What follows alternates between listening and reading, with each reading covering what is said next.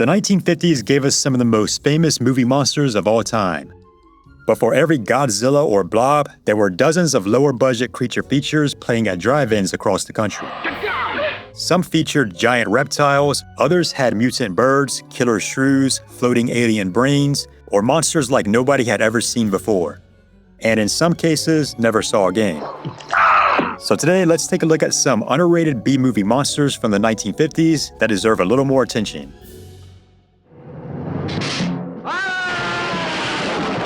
Sometimes the simplest ideas make the most entertaining monster movies. In the giant Gila monster, the premise is exactly what the title promises. A giant lizard is loose in a small Texas town and is causing absolute chaos.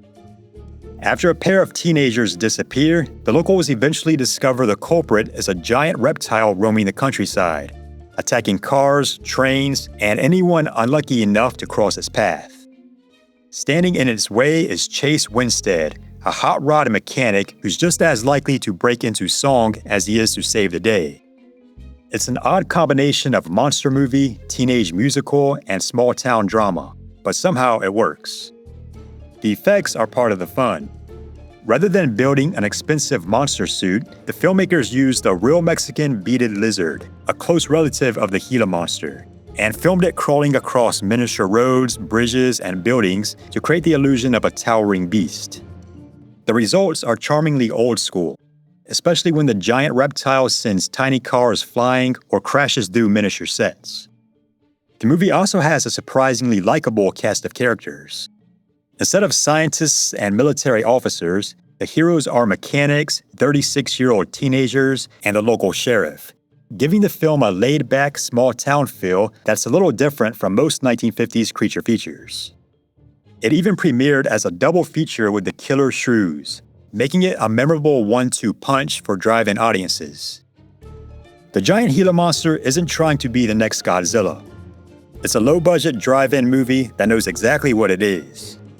If you enjoy miniature effects, giant reptiles, and the kind of easygoing charm that only a 1950s B-movie can deliver, it's a lot of fun. Creamy sugar. If the giant Gila monster wasn't enough drive-in fun for you, it originally shared a double feature with another creature feature that's become a cult favorite, the Killer Shrews. The story follows a ship captain and his first mate who become stranded on a remote island as a hurricane rolls in. As you'd probably expect, the island happens to be home to a mad scientist. In this case, one whose experiments have turned ordinary shrews into giant ravenous predators. Trapped inside an isolated house with the creatures closing in from every direction, the survivors have to figure out how to make it through the night. The Killer Shrews themselves are impossible to forget. For the close-ups, the filmmakers used hand puppets, while the full-body shots were actually performed by coonhounds wearing specially made shaggy costumes with oversized fangs. It sounds ridiculous, and it is, but there's also something oddly charming about watching these shrews charge across the screen. Even Ken Curtis, who co-produced the film and stars in it, later joked that they were basically dogs covered in shag carpet. First-time director Ray Kellogg had spent years creating special effects at 20th Century Fox before making his directorial debut with both the Killer Shrews and the giant Gila monster. Despite the tiny budget, he squeezes quite a bit of suspense out of the premise, especially during the final act, when the survivors resort to wearing makeshift armor built from steel barrels to escape the island. Sure, the shrews don't exactly look realistic, but that's part of the movie's appeal. More than 60 years later, the Killer Shrews is still one of the most entertaining little creature features to come out of the drive-in era.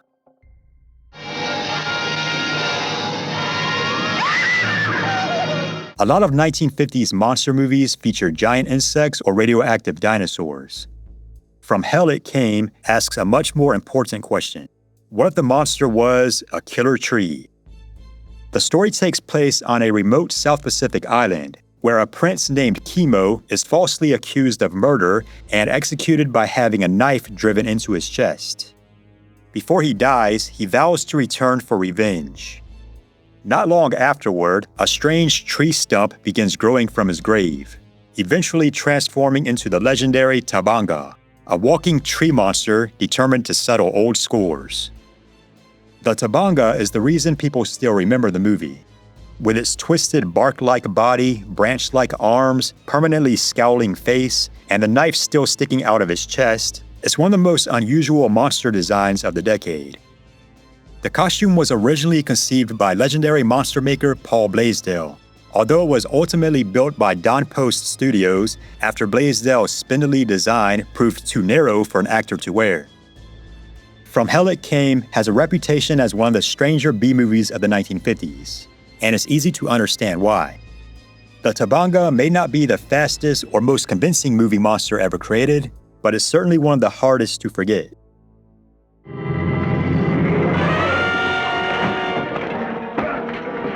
With a title like The Alligator People, you'd probably expect an army of reptilian monsters marching out of the swamp. Instead, the movie goes in a much more tragic direction. The story begins with a newlywed whose husband mysteriously vanishes during their honeymoon. Her search eventually leads her to an isolated Louisiana plantation, where she discovers a scientist performing dangerous experiments with an alligator-based serum. The treatment was meant to heal terrible injuries, but instead it slowly transforms its victims into reptilian creatures. The makeup is what really sells it. As the transformation progresses, the unfortunate victim develops rough scales, clawed hands, and an alligator-like head that still holds up pretty well. The effects were created by Dick Smith and Ben Nye, two legendary makeup artists whose work helped elevate countless horror films over the years. The movie also has a cast that's stronger than you might expect from a low-budget creature feature. Beverly Garland gives the story an emotional center, while Lon Chaney Jr. steals more than a few scenes as the gruff swamp caretaker with a hook for a hand. Even when the plot gets a little far-fetched, the performances keep things grounded. Released as the bottom half of a double bill with Return of the Fly, The Alligator People never became one of the decade's best-known monster movies. But if you like your creature features with a little mystery, a little tragedy, and a memorable monster at the center, it's an easy one to recommend.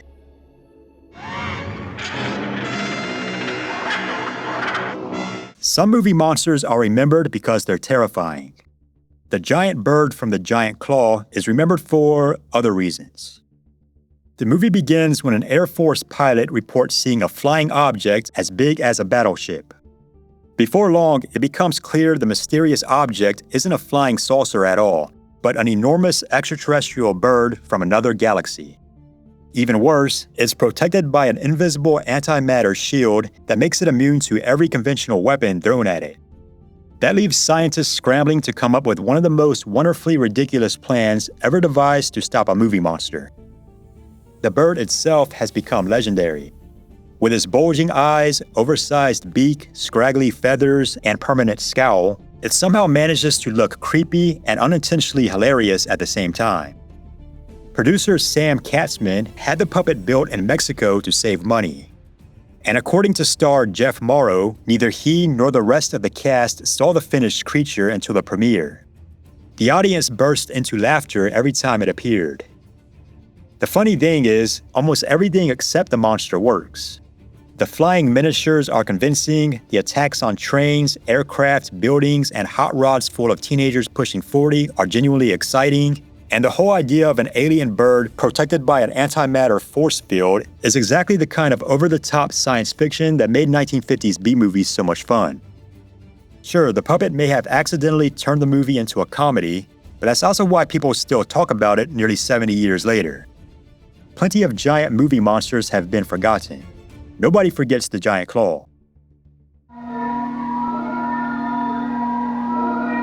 A title like The Beast with a Million Eyes would lead one to expect some gigantic monster with, well, a million eyes. That's not quite what you get. The movie takes place on an isolated ranch in the California desert, where a mysterious alien arrives and begins taking control of the minds of animals. Before long, dogs, birds, cattle, and even people start turning against the family living on the ranch. The clever twist is that the alien sees everything through the eyes of the creatures it controls, which is where the title actually comes from. Rather than relying on a giant monster stomping through miniature cities, the film builds its suspense through ordinary animals suddenly behaving in terrifying ways. A friendly dog becomes vicious, birds attack without warning, and even the livestock turn dangerous. Behind the scenes, the movie was made on an incredibly small budget. So small that producer Roger Corman originally planned for the alien to remain completely unseen. The distributor insisted audiences needed to see something, so monster maker Paul Blaisdell was brought in at the last minute to build a tiny alien and spaceship for just a couple $100. Ironically, the movie's famous title and poster had already sold it to theaters long before the film itself was finished. The Beast with a Million Eyes may not deliver the giant creature its title promises, but it comes up with a memorable idea instead. Sometimes the creepiest monster isn't the one chasing you. It's the lazy one making everything around you do its job for it.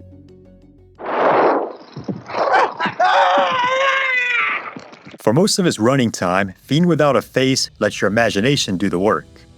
People keep turning up dead, nobody can see what's attacking them, and the mystery is far creepier than if the monster had been on the screen the whole time.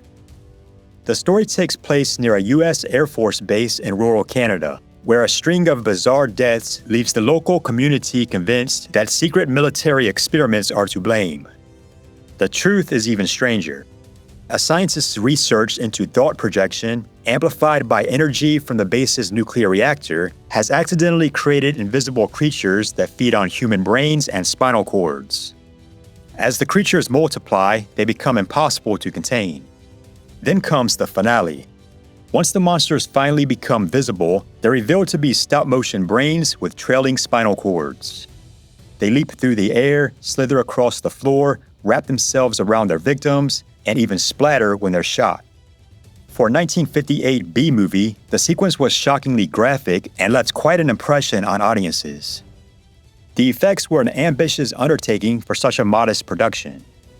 The stop-motion creatures were supervised by Florence von Nordhoff and animated by K.L. Ruppel, giving the movie a level of creature animation you rarely saw in low-budget science fiction films of the era.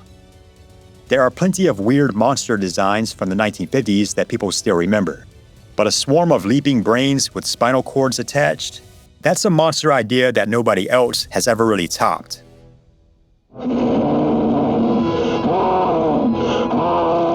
More than 20 years before Alien terrified audiences, It, the Terror from Beyond Space, was already playing with many of the same ideas. The movie begins when a rescue mission lands on Mars to investigate the disappearance of Earth's first expedition.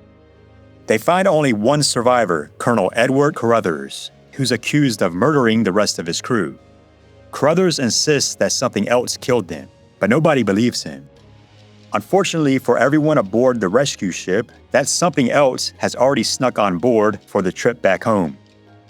The creature itself is one of Paul Blaisdell's best designs. Played by stuntman Ray Crash Corrigan, the hulking Martian has leathery skin, massive claws, and an imposing silhouette that makes it feel genuinely dangerous. It's not especially expressive, but it doesn't need to be. Once it starts stalking the crew through the ship's narrow corridors and air ducts, the movie becomes a tense game of cat and mouse. The similarities to Alien are hard to miss. An isolated spaceship, a hostile creature that picks off the crew one by one, air ducts, heavy weaponry, even the idea of defeating the monster by exposing it to the vacuum of space. While Alien expanded on those ideas in unforgettable fashion, you can already see many of the building blocks here. It, the Terror from Beyond Space, may not get mentioned as often as the science fiction classics of the 1950s, but it deserves a lot more credit than it usually gets. It's a lean, suspenseful little monster movie that helped lay the groundwork for one of the greatest science fiction horror films ever made.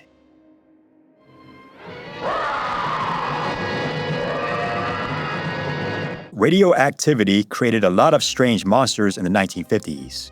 But few were as memorable as the one in the Cyclops.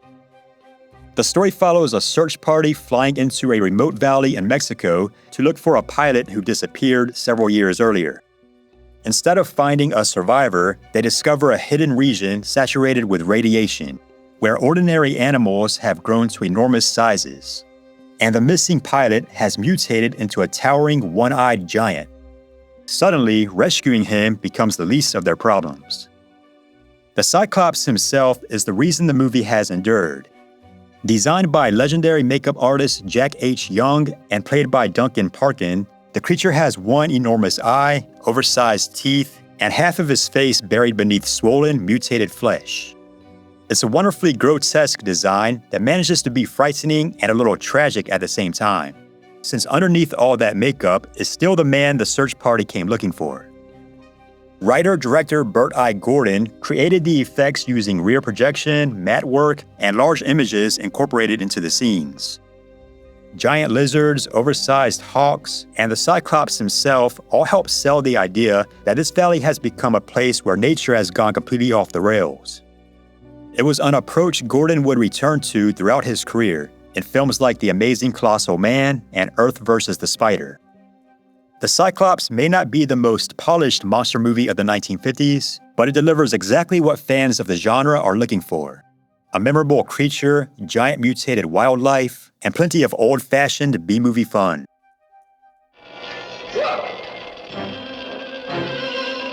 If you only watched one completely ridiculous 1950s monster movie, the brain from Planet Arous would be a pretty strong choice.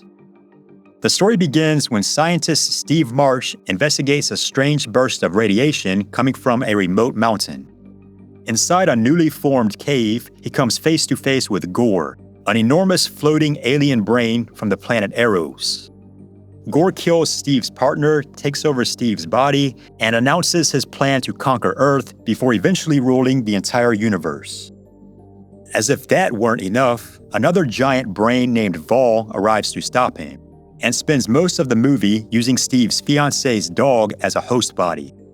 It's exactly the kind of plot only a 1950s B-movie could get away with. Gore is a wonderfully over-the-top villain. The giant floating brain with glowing eyes already makes for a memorable monster, but it's John Agar who really steals the show. Once Gore takes control of him, Agar spends the rest of the movie threatening world leaders, vaporizing airplanes with his eyes, and chewing the scenery with complete confidence. Despite the tiny budget, director Nathan Juran keeps things moving at a brisk pace, and the movie never seems to realize how outrageous it is. Even the glowing eyes were achieved with specially made contact lenses lined with metallic foil. Between the floating alien brain, John Agar's gloriously unhinged performance, and one outrageous idea after another, The Brain from Planet Arous is one of the most entertaining monster movies the 1950s ever produced. And that's my list of 10 more underrated B-movie monsters from the 1950s. If you haven't seen part 1 yet, be sure to check it out too. And if there's another 1950s monster you think deserves a spot in a possible part 3, let us know in the comments. Thanks for watching.